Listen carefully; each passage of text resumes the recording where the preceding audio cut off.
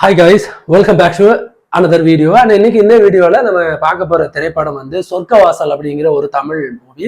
And RJ Balaji இந்த படத்துல வந்து ஹீரோவா நடிச்சிருக்காரு. இந்த படத்துல கதை அப்படின்னா 1999 மத்திய சிறைச்சாலையில ஒரு மிகப்பெரிய கலவரம் ஒன்று நடைபெற்றுச்சு. அந்த கலவரத்துல பாத்தீங்கன்னா வந்து அந்த அந்த ஜெயிலோட துணை ஜெயிலர் வந்து இறந்து போனாரு. ஸோ அதுல பல ஒரு மிகப்பெரிய கலவரமே நடந்துச்சு. அதை பேஸ் பண்ணி உண்மை கதையை கலந்து கொஞ்சம் கற்பனை கதையோட சேர்ந்து இந்த படத்தை வந்து எடுத்திருக்காங்க. ஸோ இந்த படம் எனக்கு பார்க்கும்பொழுது ஃபர்ஸ்ட் ஆஃப் ஆல் அண்ட் 2004 வந்து விருமாண்டி படம் வந்து எப்படி இருக்கும், ஸோ அதே பேட்டர்ல தான் ஸ்டோரி வந்து மேக் பண்ணியிருப்பாங்க. ஸோ அதுல வந்து குறும்படம் ஆவணப்படம் எடுக்கிற அப்படின்னு சொல்லிட்டு அவங்க உள்ள போவாங்க. அவங்க சொல்ல நம்ம கதையை கேட்போம். இதுல வந்து விசாரணை அப்படின்ற பேர்ல அந்த சொர்க்கவாசல் அப்படின்ற விசாரணையை பத்தி நடத்துவாங்க. இப்போ கதை அப்படின்னு வரும்பொழுது சென்னையே ஒட்டு மொத்த எதையுமே ஆட்டி படைக்கிற மிகப்பெரிய ரவுடி தான் சஹா அப்படின்னு சொல்ற நம்ம செல்வராகவன். கரடு முரடான உடம்பு, முரட்டத்தனமான பாடி, நீள முடின்னு சொல்லி அந்த சிறைச்சாலையிலே ஆட்டி படைக்கிற ஒரு மிகப்பெரிய ரவுடியா இருக்காரு. அந்த சிறைச்சாலைக்கு நம்ம ஆர்ஜே பாலாஜி கொலை குற்றவாளியா உள்ள வராரு. தான் செய்யாத கொலைக்கு உள்ள வர்ற அப்படின்னு சொல்லி வந்ததுல இருந்து புலம்பிக்கிட்டே இருப்பாரு. அங்க காலம் போக போக போக செல்வராகவன் உள்ள இருந்துச்சு, அந்த ஜெயிலுக்குள்ள இருந்துட்டே ஒட்டுமொத்த சென்னையுமே அவன் கண்ட்ரோல்ல வச்சிருக்கிற ஒரு மிகப்பெரிய டானா வளம்பறாரு.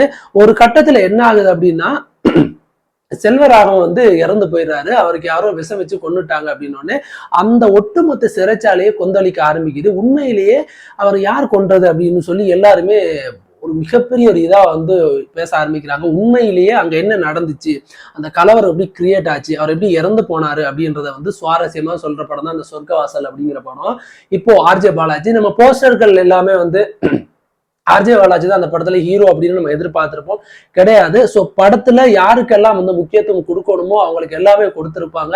ஸோ அப்படி ஒரு கதாபாத்திரம் தான் ஆர்ஜே பாலாஜி. என்ன கேட்டா ஆர்ஜே பாலாஜி ஒரு one of the best character choose movie அப்படின்னு நான் சொல்லுவேன்.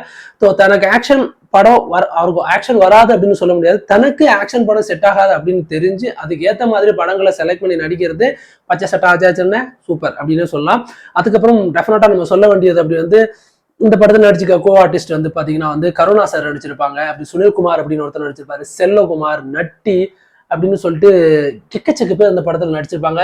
முக்கியமா இந்த படத்துல ஆர்ஜே பாலாஜியை தாண்டி படத்துல 3 ஹீரோக்கள் இருக்காங்க அப்படின்னா கருணா சார் அவர்கள், செல்வராகவன் சார் அவர்கள், சுனில்குமார் அப்படின்னு இருக்க ஜெயில் துணை அதிகாரி அவர் அப்படின்னு நினைக்கிறேன். ஸோ இவங்க ஆர்ஜே பாலாஜி, இவங்க 4 பேர் தான் படத்தோட மிகப்பெரிய ஒரு ஹீரோக்கள் அப்படின்னே சொல்ல முடியும். 2.5 மணி நேரம் படத்துல இவங்க எல்லாருக்குமே கதைகள் பிரிச்சு கொடுக்கப்பட்டிருக்கும். அதுல குறிப்பா நம்ம ரொம்ப பாராட்டிய வந்து ஆக்டிங் அப்படின்னா ஆர்ஜே பாலாஜி அண்ட் செல்வராகவன், இவங்க 2 பேரும் தான் ஒரு பெஸ்டான ஆக்டிங் கொடுத்துப்பாங்க. எனக்கு ஆர்ஜே பாலாஜி பிடிச்சது ஒரு பொலைட்டான ஆர்ஜே பாலாஜி படங்களை மட்டுமே பார்த்துட்டு வந்து நமக்கு கொஞ்சம் அக்ரஸிவான ஒரு ஆர்ஜே பாலாஜி அந்த படங்களை நம்மள பார்க்க முடியும். அந்த கூண்டுக்குள்ள தள்ளி விட்டு அவர் சண்டை போட சொன்னோடனே அவர் வந்து ரத்த இதோட அல்ற சீன்ஸ் ஆகட்டும், சமையல் இதுல வந்து அவர் வந்து கீழே வந்து கத்தி அதல்ற காட்சிகள் ஆகட்டும், அவங்க அம்மாவும் வருங்கால மனைவியும் வீட்டுக்கு பார்க்க போறப்போ அங்க போலீஸை எதிர்த்து அவர் கத்தி சிற அந்த அழுற சீன் ஆகட்டும், குறிப்பா கிளைமேக்ஸ்ல வந்து கத்தி எடுத்து துணை போலீஸை வந்து போட்டு தள்ளி குத்துற அந்த காட்சி அப்படின்னு எக்கச்சக்கமான ஒரு அக்ரெசிவான ஒரு டிஃப்ரெண்டா ஃபேஸ் ஆர்ஜே பாலாஜி நம்மளா இந்த படத்துல பார்க்க முடிஞ்சுது அப்படின்னு எனக்கு ரொம்ப சந்தோஷமா இருந்துச்சு.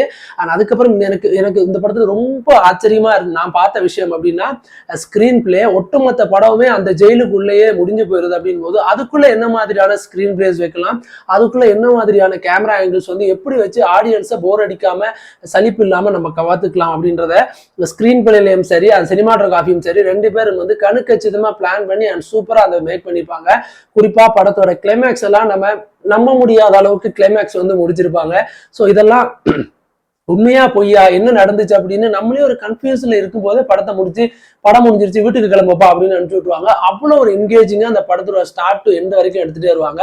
பட் எனக்கு இன்டர்வலுக்கு அப்புறம் ஒரு 1/4 மணி நேரம் ஒரு 20 நிமிஷம் வந்து படம் கொஞ்சம் ஸ்லோ டவுன் ஆகி அப் டவுன் ஆச்சோ அப்படின்ற மாதிரியான சில இடங்கள்ல வந்து டெஃபரண்டா எனக்கு தோணுச்சு. படங்கள்ல பெரிதா பாடல்களோ தேவையற்ற காட்சிகளோ இல்லாம அடல் கண்டென்ட் இல்லாம முகம் சுளிக்கிற காட்சிகள் எதுவும் இல்லாம என்ன வேணும், ஆடியன்ஸுக்கு என்ன வேணும், ஆடியன்ஸ் என்ன கொடுத்தா அதை வந்து சேரை விட்டு அந்த பக்கம் இந்த பக்கம் நகராம ஸ்ட்ரைட்டாவே ஸ்கிரீனை பார்ப்பாங்க அப்படின்னு தெரிஞ்சுக்கிட்டு படத்தை இயக்கியிருக்காரு இயக்குனர். அதுக்காக உங்களுக்கு மிகப்பெரிய பாராட்டுகள் சார்.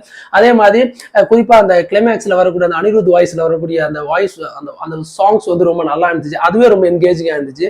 அண்ட் விக்ரம் படத்துல கமல்ஹாசன் சாருக்கு ஒரு பாடல் வரும் இல்லையா, ஸோ அந்த மாதிரியான ஒரு ஆங்கில வார்த்தைகள் பயன்படுத்தக்கூடிய ஒரு ஒன் ஆஃப் ஒரு நல்ல சாங்ஸ், அது நல்லா இருந்துச்சு. குறிப்பா நான் ஆச்சரியப்பட்ட விஷயம் என்னன்னா, அந்த கலவரத்தை எடுத்த விதம் வந்து ரொம்ப நல்லா இருந்துச்சு. ரொம்ப கஷ்டப்பட்டுருவாங்க டெஃபினட்டா, நிறைய வந்து ஜூனியர் ஆர்டிஸ்ட் எழுத போடும். அதை எடுத்த விதம், அந்த கலவரம் உருவாக்கின விதம் அப்படின்னு ரொம்ப சிரமப்பட்டு இந்த படத்தை வந்து எடுத்திருக்காங்க. அண்ட் ஆர்ஜே பாலாஜிக்கு தமிழ் சினிமால ஒரு நெக்ஸ்ட் ஸ்டெப் மூவி அப்படின்னு நான் இந்த படத்தை டெஃபினட்டா நான் சொல்லியே ஆகணும். ஸோ இந்த படம் எல்லாம் யார் பார்க்கலாம் அப்படின்னா எல்லாருமே பார்க்கணும். அந்த 99ஆம் ஆண்டு அந்த சென்னையில் இருக்க மத்திய சிறைச்சாலை உண்மையிலேயே என்ன நடந்துச்சு அப்படின்னு நம்மளால இது வரைக்கும் யாருக்குமே எதுவுமே தெரியாது, உண்மை தெரியாது.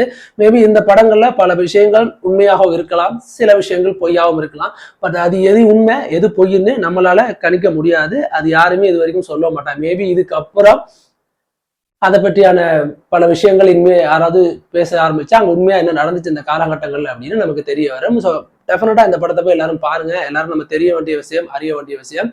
நீங்க ஆர்ஜே பாலாஜியோட ஒரு ஃபேனா இருந்தீங்க அப்படின்னா, எனக்கு ஒரு டிஃப்ரெண்டா ஒரு தமிழ் மூவி, எனக்கு இந்த மாதிரி படங்கள் பிடிக்கும் அப்படின்னு நினைச்சீங்கன்னா டெஃபினட்டா இந்த சொர்க்கவாசல் அப்படின்ற படத்தை போய் பாருங்க. அவங்க எல்லாருக்குமே பிடிக்கும். அண்ட் ஃபேமிலிஸோட இந்த படம் பார்க்கலாம். அடுத்து நல்ல ஒரு மூவி ரிவ்யூஸோட வந்து நான் மறுபடியும் உங்களை சந்திக்கிறேன். அது வரைக்கும் நன்றி, வணக்கம், தேங்க்யூ.